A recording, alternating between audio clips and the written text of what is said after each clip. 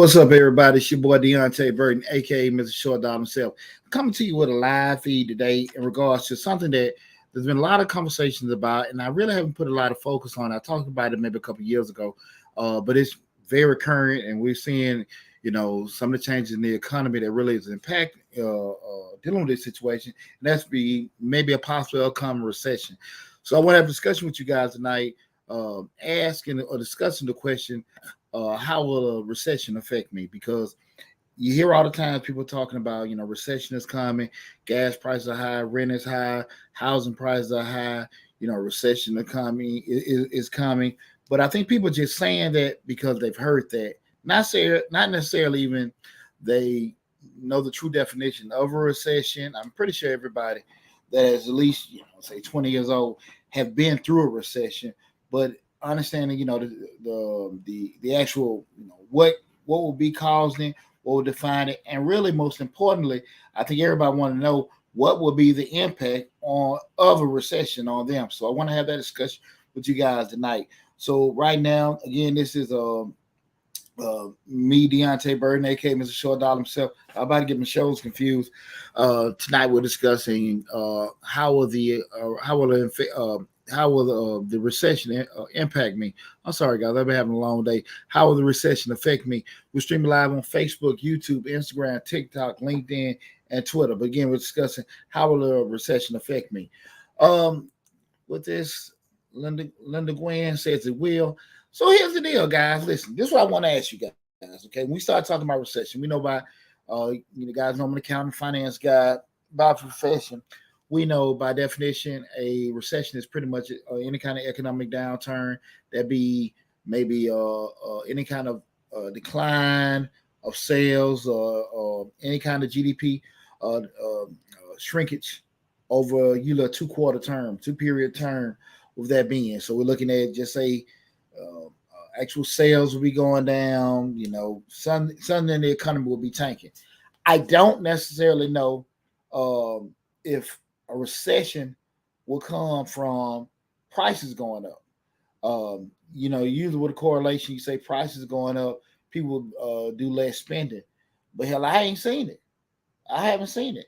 You have prices going up on items. You have gas prices going up.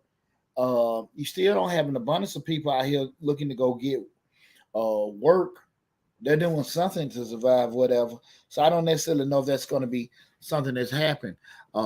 Me personally, I just think even with even the real estate market, I think things will correct themselves. But to go through what we went through in 2008, 2009, where one point had a house worth 100,000, next thing you know it's worth 20,000 over a month period. I don't think we're going to go through something like that again. Again, this is my personal opinion. I do think maybe some kind of market corrections. What I mean by market correction, I'm talking about just adjustments or leveling off in prices. But I don't necessarily know if that's going to be the case. But that's why I want to have the live feed tonight, discuss with you guys, get you guys impact, because it's one thing to say, hey, we're looking at all these drastic changes that are coming in the economy in regards to prices and especially gas prices, housing market, and things like that. But really and truly, what is everybody's vision? This one we talk to you guys. What is you guys' vision? Also, feel free to ask me questions as well in regards to where it's leading to, or what do you see being that final impact, or how will it affect you? I don't think people are going to have the impact that they believe they are going to have, with a recession. We talk a lot about the impact of finances, how things go, especially with your business and your personal finances, things like that. But when we start talking about a recession, we're talking about just say an economic downturn, things slowing down. I don't know how drastic this one's going to be, or how great of impact. And the reason why I say that is because even with the housing market, just say if you got a house right now, because one thing that I've noticed a lot about, we'll just go through a couple different kind of industries. Right now, let's just start at housing, for instance. Everybody's seeing skyrocketing rental prices, skyrocketing real estate prices as well. I'm a landlord, so I know how much I went up on rent. That's more so just because the market. I mean, the market goes up, I'm just with the market. It's not me trying to be a slumlord or anything like that. But I mean, the market dictates everything. Um, with that said, do I think it'll come to a point where people are going to have to adjust and lower rent? I don't know. I don't necessarily know that. Why? Because they're still building. They're still building. Now, the interest rate, the cost to borrow, may lower, which may, and that's the thing about it. I understand the economic impact, economic factors that go into the Fed raising and lowering interest rates. But I don't think it's going to come to a point where, all of a sudden these price sales, and they are, just talk. I talked to a high school classmate of mine that's in real estate, and there were some percentage decreases in regards to actual real estate sales. But do I feel like it's going to be something, again, just go abrupt halt or anything like that? I can't say that. I do think that banks are going to be more lenient with borrowers if we do have some kind of slowdown. Like in 08, 09, you guys remember, you had the market crash. Yeah, values in houses, I mean, hell, you might have lost 50%, more than 50%, maybe 60-70% of the value of houses back then. And banks just shut it down. There was no funding. I remember I shared that story with you guys, how I lost that $30,000 line of credit for my cleaning company. What was that back in 07? And, overnight went from 30,000 to 5,000. I pretty much, lost my cleaning company, janitorial company behind that because I couldn't afford the payroll that was associated with it.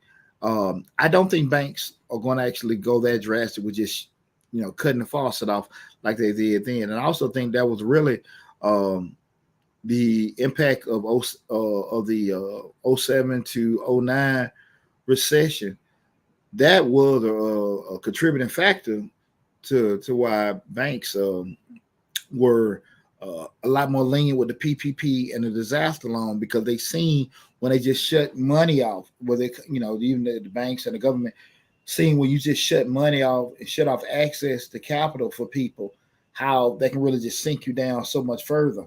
And that was a deep hole to dig out of with that recession. And when we did have COVID, the economy shut down to abrupt halt, but we were able to come out of it because there was access to capital. Now, again, we got to deal with ramifications of all that now, but I don't think it'll be nowhere near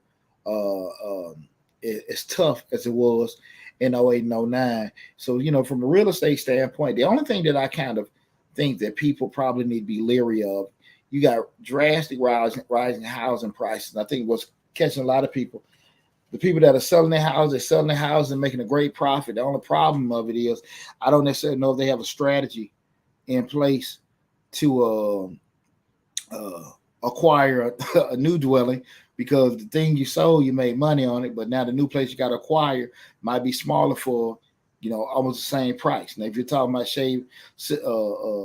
liquidating some of your assets or your inventory outside of your primary, you can be doing well right now. I think you can be doing well, and I think it's very smart to do that now.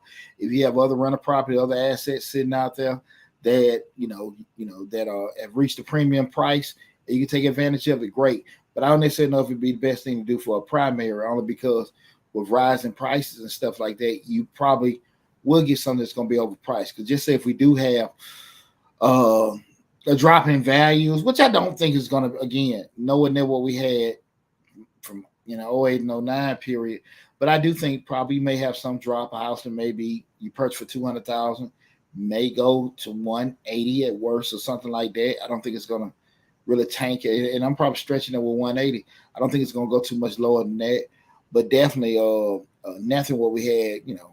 It was over 08, 08. I don't know how many years that was ago. It was over almost 20 years ago, but I definitely don't think we'll have that same kind of impact with rental prices and things like that. And I've seen a couple of videos. A brother doing on TikTok. He had a video where he was going around different apartments, extended stays, and hotels. He was just saying, "Look at this and what's going on." And I guess he was just on a conspiracy theory tip. I don't know what the hell he was doing. we're going around just looking at the different apartment complexes that weren't at full capacity, but they were charged so much for rent.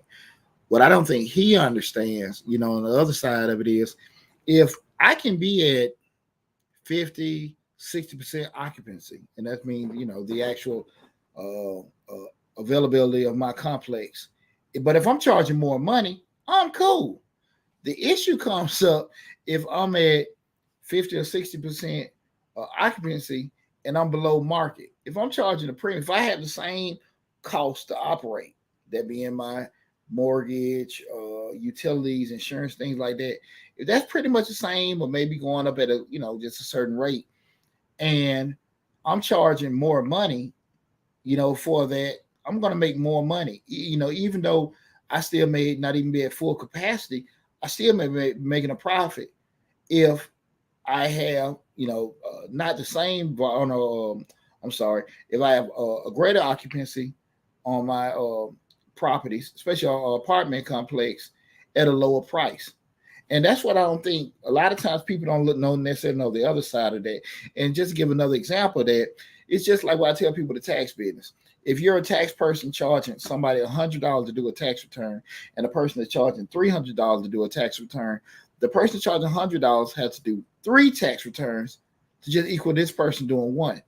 So at the end of the day, even though you're doing less work from a volume perspective, you actually, you got potential to make more money, because it's much, much, much harder to get 3 people as opposed to get 1. Seriously. Definitely harder to get. It's easy to get 2 people than opposed to getting 6. So that's how they still can be renting out at a higher price with less people in the complexes because they're charging higher prices. I think if that brother probably sat down and did some math, he probably figured that out. But I know he was just going around from place to place, and I just knew what the hell he was talking about. But it was cool because he was getting a lot of views, getting a lot of traction. I think that brother's in Atlanta too. If I see him on TikTok again, I want to reach out with him because I want to get probably his train of thought in regards to that. But I want you guys to understand market rents. Do I think they're going to go down or anything like that? I don't know. And I don't know if it's going to be a correction on that either, because again, taking a couple of things in equation that, we had a major chip shortage that that rippled through, and I think they're trying to level off with everything with the chip shortage, which caused car prices to go up. Then you had with the oil prices and everything that those things had drastic impacts as far as gas prices and vehicle purchases in the economy, coupled up with job availability, which really wasn't an issue, but just people working it.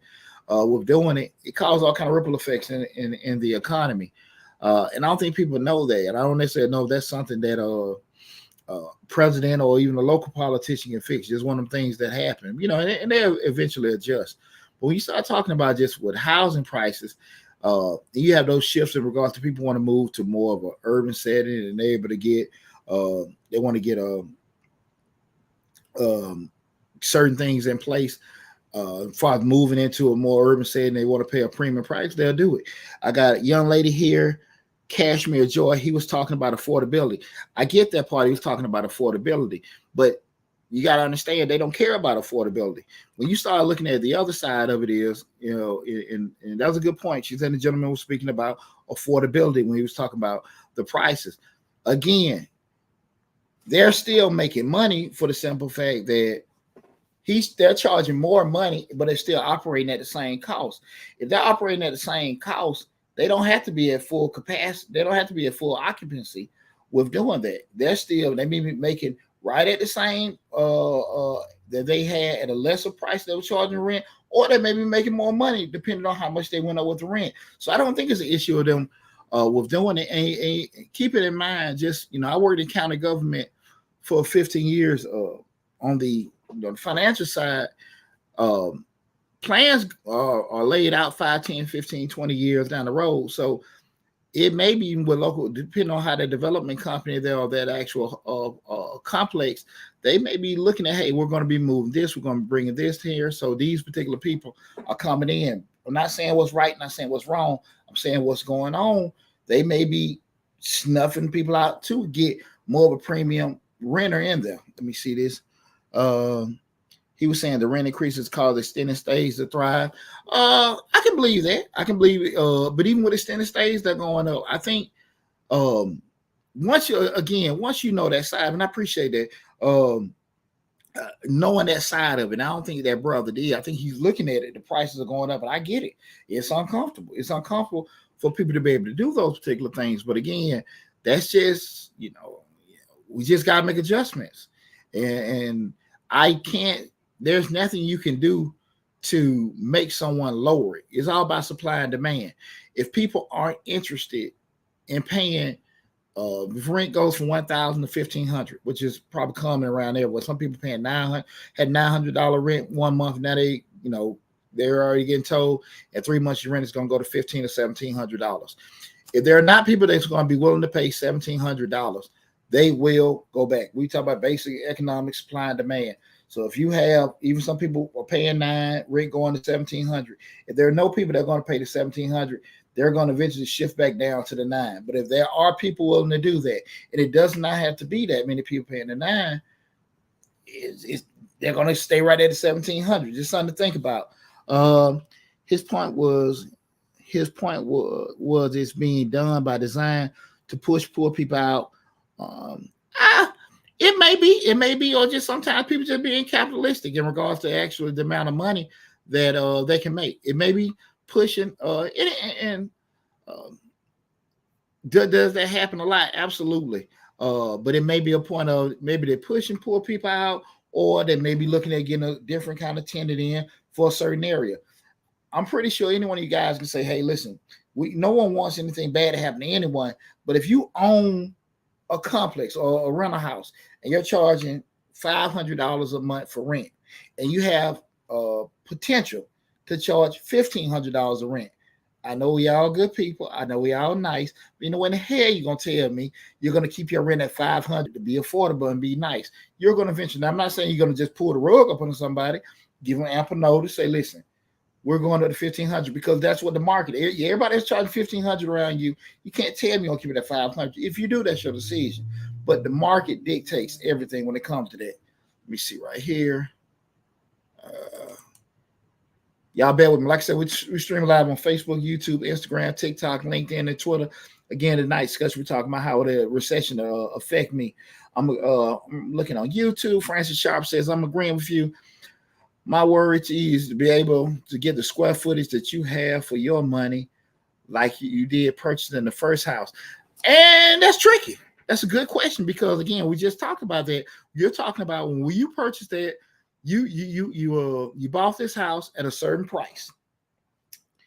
The actual value of the house has increased, and now you're selling it for $50,000-$60,000 higher than what you bought it for. The issue comes up: you got a house for you got a 3,000 square foot house, and you sold it. You've made $50,000 in profit for selling it. But the issue coming up now: the 800 square foot house is the same for what you just sold your house for. The price is. See, like I thought I made money, but hell, I'm finna lose it buying a damn smaller house. So we got to kind of keep that in mind. So the key thing with that is just being proactive. It's one thing to get the values for your crib. It's another thing to be very proactive to kind of look at what's out there in the market.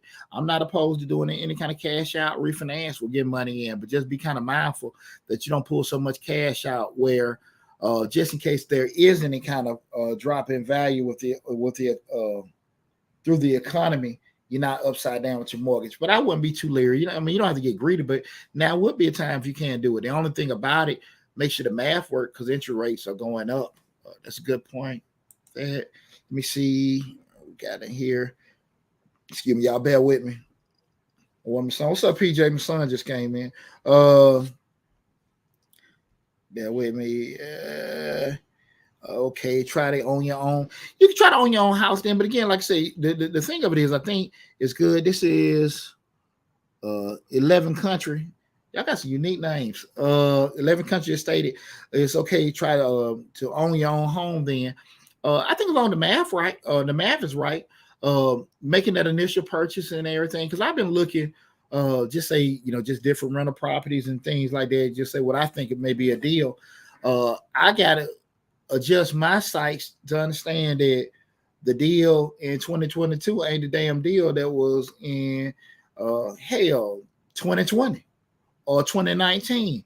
So I got to kind of adjust with that and kind of be, adjust my math to say, look, man, this going to be a good deal, especially rent wise, because even though it's going to be a higher mortgage, rent has went up, and I got to just ask myself, how much would I be willing to gamble that rent, to what we're talking about now, will rent possibly decline, and I want to take a chance on that. And I ain't really too big on taking chances. I take some risks, but I don't like taking chances. Well, risk, I got some kind of data to back it up. Some chance, I'm just jumping off a damn cliff without a parachute. So I don't necessarily know if I want to take chances right now. So I'm a little bit more reserved to probably gather a little bit more data for myself. But now, again, if it's an opportunity where you can actually take some kind of risk and it's not going to really maybe negatively impact you big picture wise, I wouldn't be opposed to doing it. But definitely, with doing, I would be a little bit reserved with just getting a couple things. We're sticking your neck out there too far. Okay, no problem. And again, that's just kind of like my insight. We start talking about. From a house perspective, we're talking about rent and home purchases, things like that. Sure. I'm sorry, one of my sons running in here. The another thing I want to talk about, you guys, and just we're talking about, how will the recession affect me? Just say, let's look at just career-wise jobs and things like that. I always tell you guys, and I'm just be straight up with you. When I look at just the recession, we talk about economic downturns. Jobs start cutting back and people getting laid off, prices going up, things like that. I've always been a big proponent of personal development. I've never, ever pushed, everybody need to be an entrepreneur or anything like that, because I got to tell you guys, I'm the dominant working 20 hours a day, so I don't have to work 40 hours a week. I love doing what I'm doing, but I know this ain't for everybody. I always say, just do something to make you happy. As long as you're doing things, where you actually got some kind of financial acumen, where you're going through life, you're getting your bills paid, you want to save for your family, great. You want to put your kids in school, great.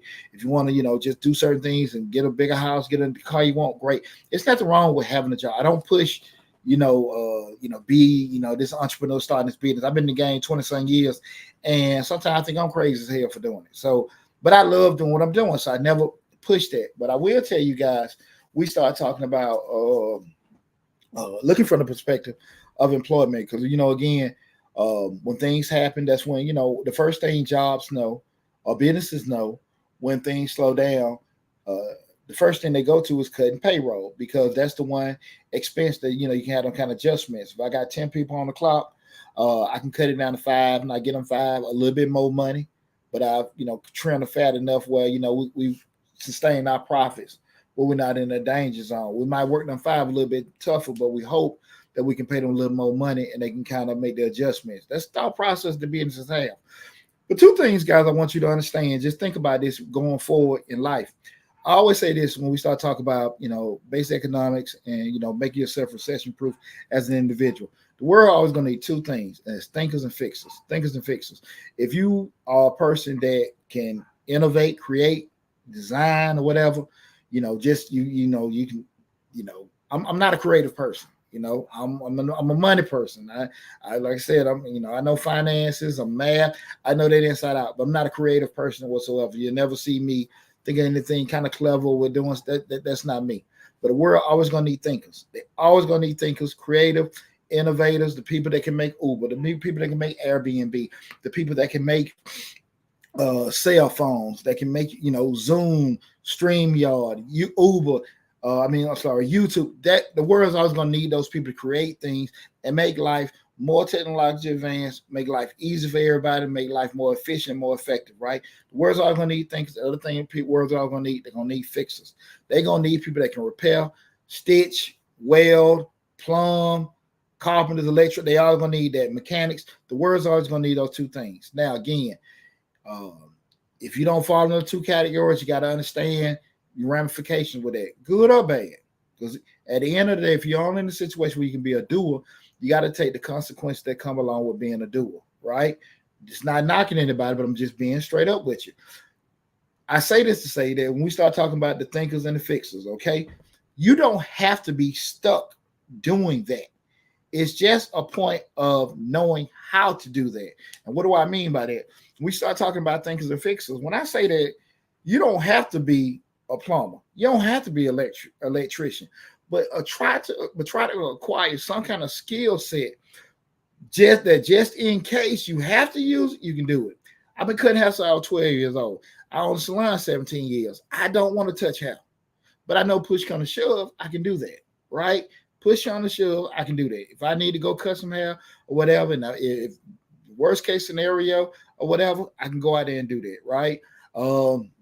When I first started just like real estate investing, I was knocking and hammering and stuff like that.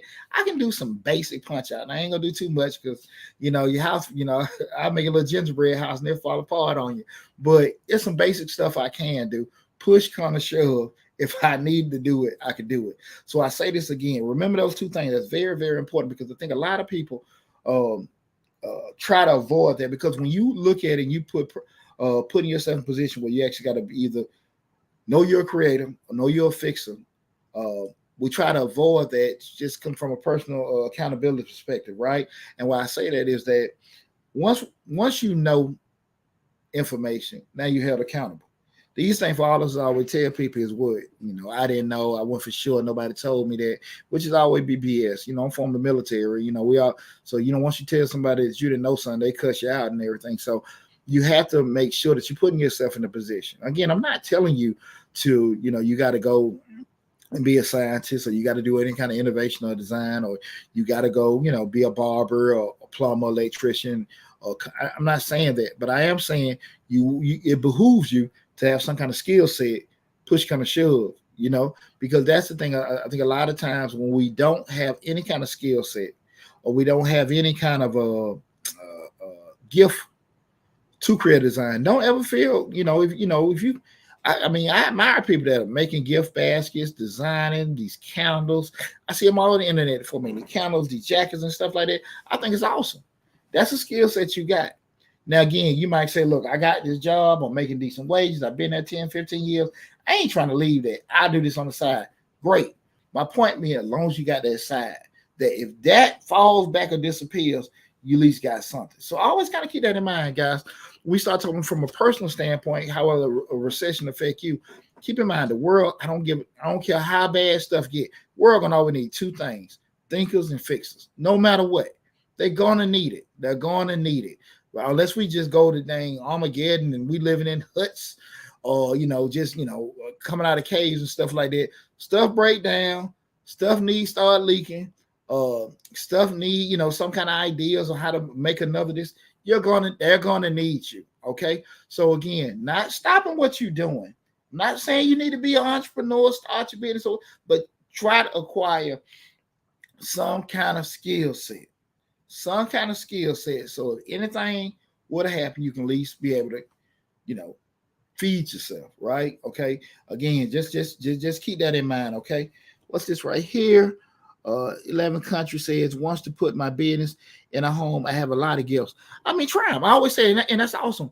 The thing of it is that when I tell people, don't be ashamed, embarrassed. Not saying that's what you said, or even shy about your skill sets.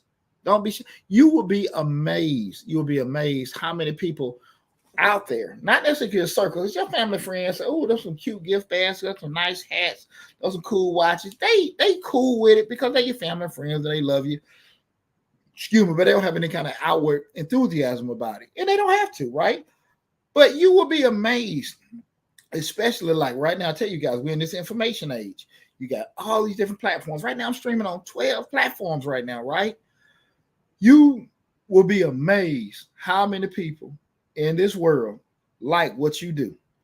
You will be amazed how many people in this world like what you do. Okay. And that's why I say the key when you start making money, you stop worrying about, I posted on Facebook and nobody called me. Damn that. Those people, your immediate circle, they love you and care about you, but they're not obligated to support you. But your job, if you want to get your hustle on, you need to find the people that actually want your stuff. And you'll be amazed how many people are out there.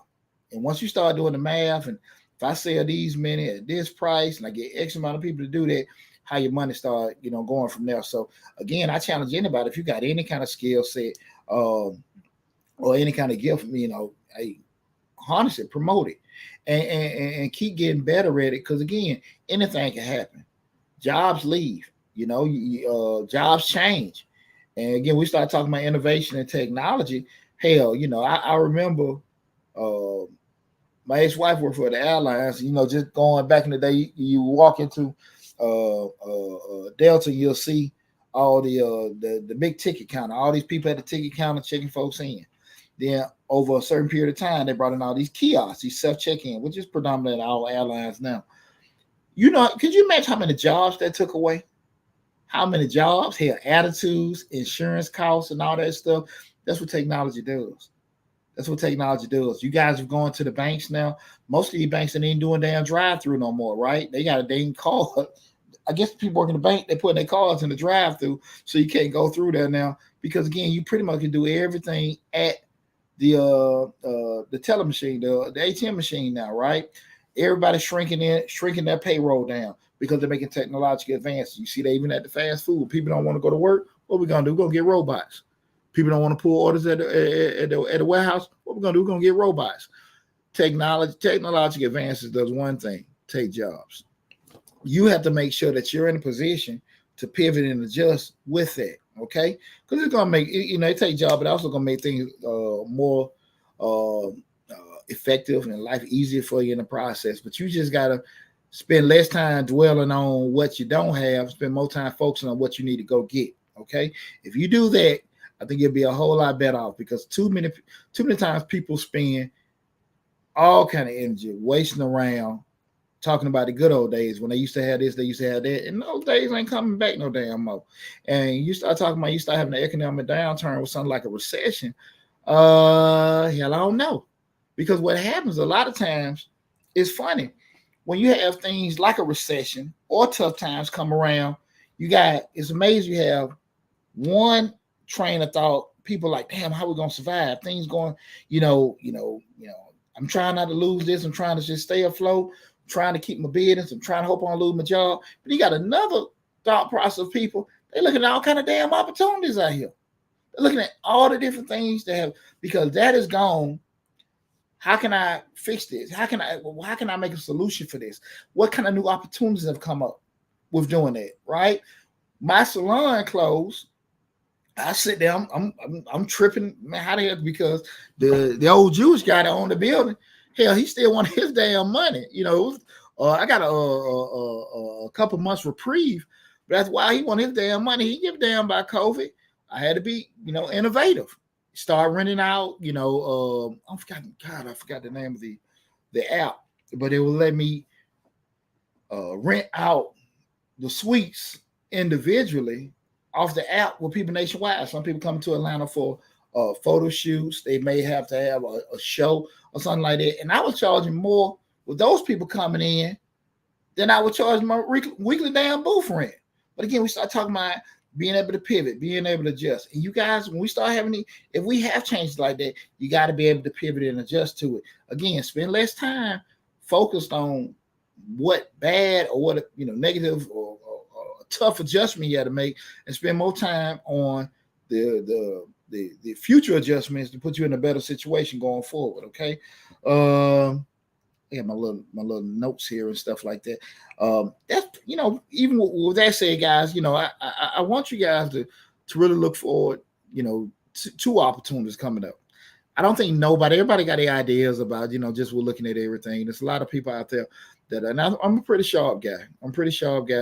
But I damn sure don't know everything. And I think a lot of people that are semi-smart, they think they know everything too. But I won't sit here and tell you that no one really knows what's coming. They just kind of looking at maybe past trends and things like that, and just looking at, hey, man, America's in a bad situation with all the, like I said, the gas prices, rental prices, the economy's going to do this, that, and that, all kind of stuff is going all kind of ways. And people don't know. People really don't damn know. When everything was going great, people still saying we probably head to a damn recession. I mean, it's just it's good conversation.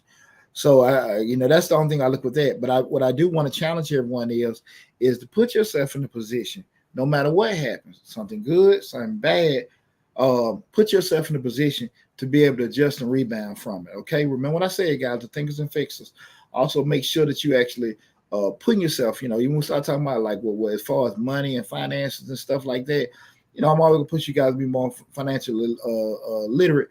But make sure we live in them lifestyles where I don't necessarily say I ain't gonna never tell you live below your damn means or nothing like that. Again, because hey, you live below your means, hell, you might not have no damn fun. You know what I'm saying? So enjoy your work hard, spend your money and everything. Don't spend it foolishly. You can save, stay in your budget and stuff like that, and not live below your means. I'm not gonna sit here and tell you about doing anything like that because I damn sure ain't gonna live below my means. But I'm not gonna. When I say that, I'm not overspending or anything like that. I make sure that I put myself in a position where I'm not doing things, over borrowing, overspending. But when I spend and have a good time, I will have a good time because I work hard. I put in there. That 20 hours a day stuff is real. So when Deonte want to have fun, Deonte going to have fun. And you should do the same thing too. Just be smart enough to make sure that you're covering yourself year round to do that. You don't want to go broke behind a trip. No, don't do that. Don't do that. Be smart in that. But don't sit there and be so afraid to enjoy life that, you're working like hell and you got all this money saved and you didn't do anything. And then you roll over and die, you get a chance to spend it. You guys know me. I'm not this big proponent and all the generational wealth or anything like that. And I say that again to say that as a business owner, I own 4 businesses now, and I've probably had 20 businesses in my life, 4 sons, 2 adults, great kids, educated. None of them really showed me interest in taking over the business. And they self-sustain themselves. I ain't break my damn neck to lead them all this damn money and stuff like that. I can give them millions of dollars in games just like I was given.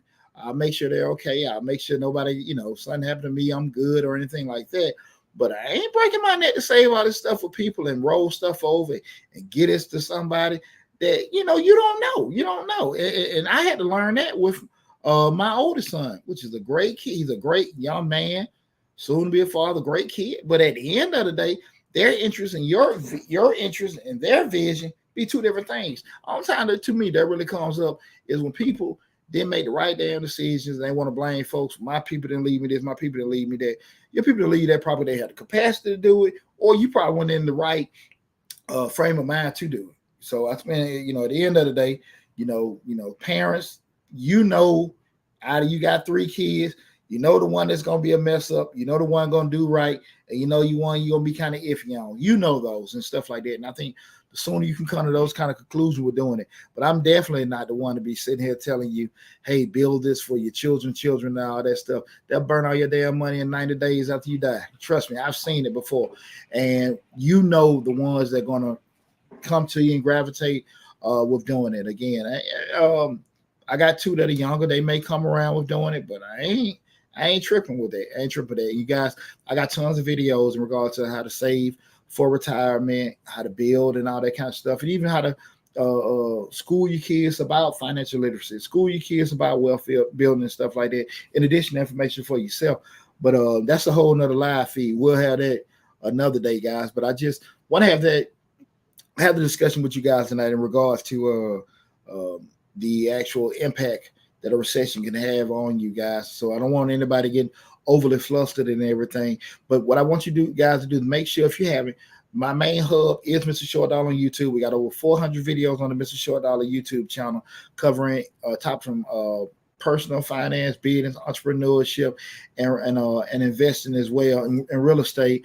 Cover business operations, business management, business finance, a lot of great information.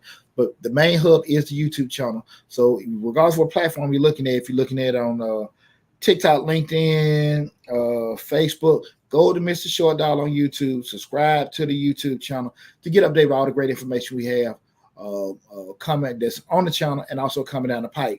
So again, I hope you guys, enjoyed the discussion we had tonight. I really want to have that on my mind. I'm also got some videos and, just explaining exactly what a recession is for you guys. Talk about some more. I got a lot of information coming out of the pack. I had a great tax season this year. Also, guys, I'm going to do a live feed the next couple of days. I have my course out over a year, how to start your own tax business the short dollar way. I'm gonna do a live feed to go through some stuff with the course. If you guys are interested in starting your own income tax preparation business, I've been in the game over 21 years, opening my own business. Give you information on how to do it from brick and mortar, from a virtual perspective. Give you a lot of information. I ain't gonna say dreams. I'm gonna tell you the good. I'm gonna tell you the bad. Tell you the potential of the money you have. More so, just you guys some guidance if you want to start your own business with doing that. So that is, you can look at most of my videos in the description section, you'll see the link for that course. But I'm also going to be doing some live feeds coming up in regards to, talking about the course. I always do that around about this time, right before we hit the fall. So if you guys are interested in stuff like that, and you acquire the course, we do some kind of training with that. But definitely still go to the YouTube channel. Got tons of great information on the YouTube channel. That's Mr. Short Dollar on YouTube. But listen, guys, it's been fun. I appreciate you guys tuning in. Y'all take care of yourself. Be safe. If you got any comments or anything, feel free to reach me out. I'm extremely accessible, regardless of what platform you check me out on, okay? Take care of yourself. Love you guys. Talk to you soon.